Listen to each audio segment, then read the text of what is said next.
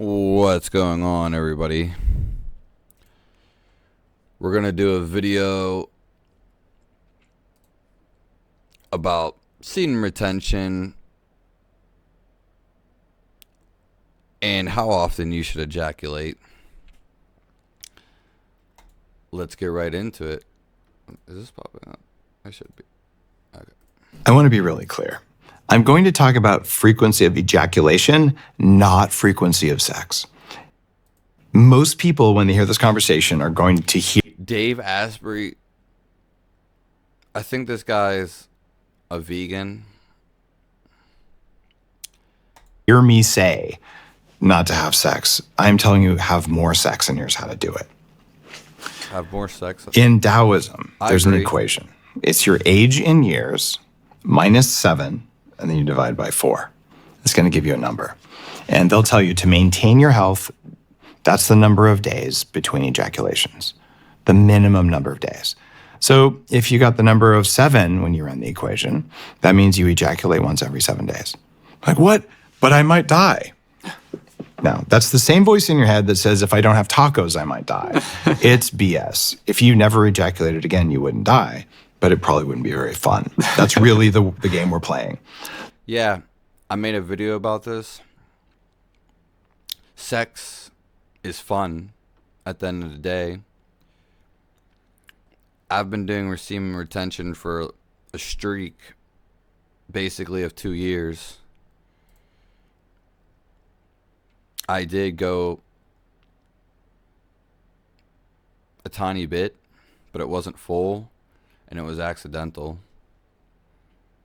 But other than that, it's been 2 full years. So, when a man ejaculates, for 24 to 48 hours, there's a precipitous drop in testosterone. And they don't talk about this as much, but it's maybe more important. It's a rise in prolactin. And prolactin's another hormone that's actually associated with turning on breast. See, he's going to talk about all of this and all the science and what's found in papers. It's useless. You just go and see how you feel. Milk. So that combination is why you hear It's like fairy talk. well, Everybody does it, though. 99% of people. Maybe less, back me in the morning. Oh, God, well, percentage there's for it. an ejaculation hangover in men. And yes, it feels good to ejaculate. And there, Yeah, every time you ejaculate, you feel good. You feel amazing for a little bit. Hours. And then hours after that, you feel like shit. For men. there's a spiritual practice that says, what if you have get a high as like a drug, and then it goes down. sex and you don't ejaculate? What happens? Well, what happens It is you comes back every 3 days. have a lot more sex, and your oxytocin levels go up, and your testosterone levels are high, and your motivation is high, and your focus is high, and you get a raise, you get a promotion, you start a company, you build a family, you build a life, and you realize that ejaculation is optional, and it shifts your whole perspective on things. Now, I didn't believe this. I thought it was BS. I thought, well, I'm a biohacker. I'm just going to get the data and I'll disprove it. That's good he didn't believe it. And I published the data in my book, Game Changers. It's my personal development book. I swear Game Changers is a vegan book. And Or movie. I tracked my daily happiness for a year. Documentary. And I tracked my frequency of sex and my frequency of ejaculation. And I tried the advanced technique, which is if you want to live forever, ejaculate once every 30 days, but keep your orgasm to under an hour. And I read that. I'm like, this is such BS. Like, I love proving ancestral practices as being real and science-based. And a lot of my work is around that. But this is one that couldn't be true. Orgasms for an hour. Yeah. That doesn't make sense. I see why the warning is, because in the course of this year of practicing this with my partner, I did do 30 days. And there's a few times, you're publishing your data, like, well, I only made 23 days. Oops. It's kind of hard to go 30 days, right? And you learn that you're just not going to die, whether you do or don't ejaculate. It becomes an act that it's totally fine to do, but you do it when you decide to do it instead of reflexively. And it doesn't become the goal of sex. Like, sex is more playful, it's more intimate, it's more sacred. And then you can go as long as you want because ejaculation isn't the goal. So, an hour or two later, okay, like, we're both really happy now. And what you'll find is it makes you a much more conscious lover. But most importantly, you maintain your testosterone, your prolactin doesn't rise, and you feel really good. And doing this when you're 20, like, if you run age in years minus 7 divided by 4, so that's 13 divided by 4. It's basically, you can ejaculate every 3 days when you're 20, right? But if you were to just do it once every 7 days, the amount of chi that you will have from that is crazy. And you'll probably be having sex every single day because you're always ready to go. And what's that going to do for your lover?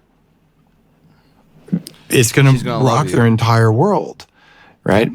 The Taoists, though, they have... The thing is he was ejaculating every 30 days. And to get more benefits, you'll have to do it longer. A huge... So 30 days is not a window to notice too much. But you would notice stuff when you ejaculate and go back and forth. But it's actually more of a longer term thing. I get that, though, he was doing an experiment. Number of pieces of advice for men and for women, and they're very different when it comes to this. And in the writings, they'll say, women walk away undiminished. And yeah. That means that for women, having an orgasm or even ejaculating, women can ejaculate, they do. And doing that is good for them. And in more recent... I love when a woman ejaculate. Studies, EQ goes up, oxytocin goes up, happiness goes up. But the Taoists never wrote an equation for women. And so That's because they were all guys. The Taoists did it because they were all guys. And they had no woman to really get the feedback. They were probably secluded and isolated, the guys, the Taoists that he speaks of. Did a lot of research. That's how a lot of these people come about, is semen retention. Isolated males and monks. And I finally figured out the equation. And it's until you feel like you're going to die, +2. Right? And if Must be nice. if the guy knows how to ejaculate at will or to not ejaculate at will, you can go to these profound states. And what you don't hear, but there's studies about this, 20% of people report meeting God during orgasm. Yeah, because I know exactly what he's talking about. Your body gets this high. It's like a quick effect, and it only lasts like an hour. But it builds up, and you can meet God every day if you hold it in. The main thing to take away from this is that you can have more sex if you hold on semen retention,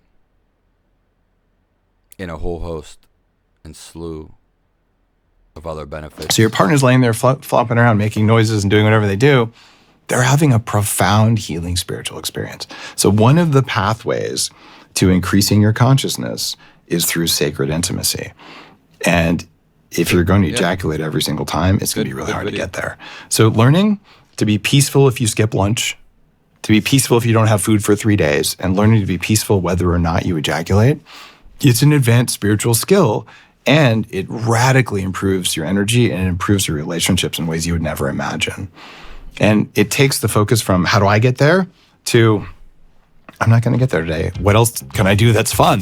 Yeah. And it changes your whole vibe. pretty good video. I said what I had to say.